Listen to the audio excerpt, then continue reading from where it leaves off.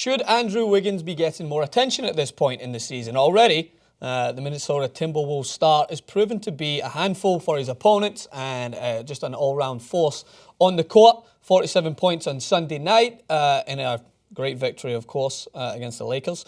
But, Jason, is he getting enough attention at this point? Do we need to be focusing more so on Andrew Wiggins, or do we continue to look elsewhere at obviously the bigger names in the league, or those that are bigger in stature that are doing things that we don't expect, the Karl Anthony Townses of the world? Do you think that he kind of gets lost in translation with these mountain-like figures that can do things that we're not used to seeing, or should he be getting more of the limelight?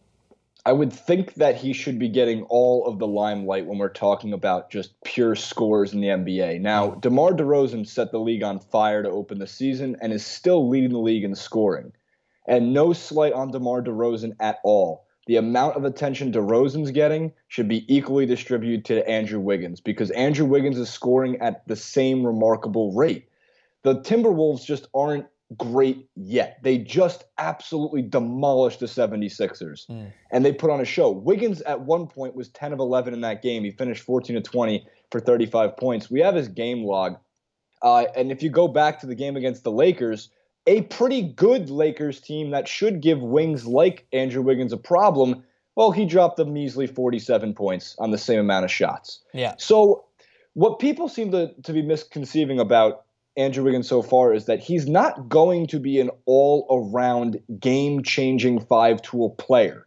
What he is showing right now is that he can be and will be one of the five best scorers in the league, because there is simply no way to defend his length, his speed, his ability in the low post against guards his size or forwards his size, on top of the fact that he shouldn't be as reliant on the three as he seems to be. Sometimes he seems to test himself too much.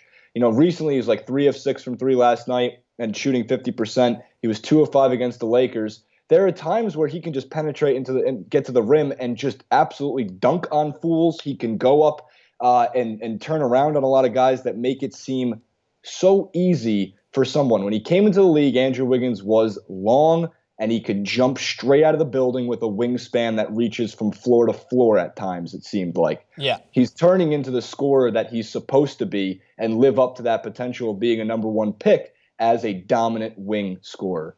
Yeah, and you mentioned it there. When you look here coming on your screens, he was 7 from 7 in the paint. He was 4 from 7 just inside shooting range in the 2-point mark. And then when you look at him, he was outside 3 for 6, 50% from beyond the arc. He's shooting efficiently. He's being versatile in the way that he's shooting. There was actually one specific play I wish we could show you in the highlights.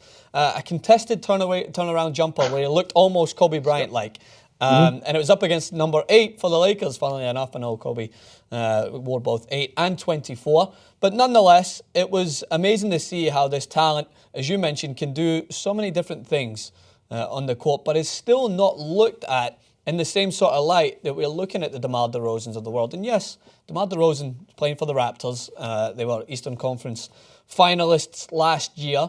The Timberwolves still have a long way to go, but he's been showing this promise. It's not like it just came out of thin air this season. This is someone that's been shown it last year, that we talked about consistently. Ever since he was drafted, really, has had the potential to go on to do amazing things. And I think the Timberwolves building their offense primarily around his talent, Karl Anthony Towns' size. And if they get it right, who knows? They're going to be a team that's, I'm not saying they're going to go forward and defy expectations and get into the Western Conference Finals, but they're going to be a thorn in many teams' side, especially if they continue to play this way as they showed against the Lakers. So what do you think is a realistic expectation for the Timberwolves this year? Just off the bat, quick question, firing it at you, bang. I think 500 is what they should be aiming for, 41 and 41. I still think they're going to fall a little bit below it. Unfortunately, I think the one thing they're missing is just a good enough point guard. No slight on Ricky Rubio. It's just his health worries, and Chris Dunn right now is still too young. He might become that guy. But this team could be a year away from really taking a step up, from going from 35 wins to 50 wins. And it could be 2017, 2018, that we see the Timberwolves become not just a thorn, but a legitimate contender to get to the Western Conference Finals, even with the terrifying teams that play in the West right now, like the Warriors, like the Clippers, like the Spurs. Like, instead of a thorn, like a massive spear. Like just a massive... like a javelin. Like a javelin stuck in the side. Like Ace Ventura when he gets the 2 javelins like thrown into his thighs. I love that.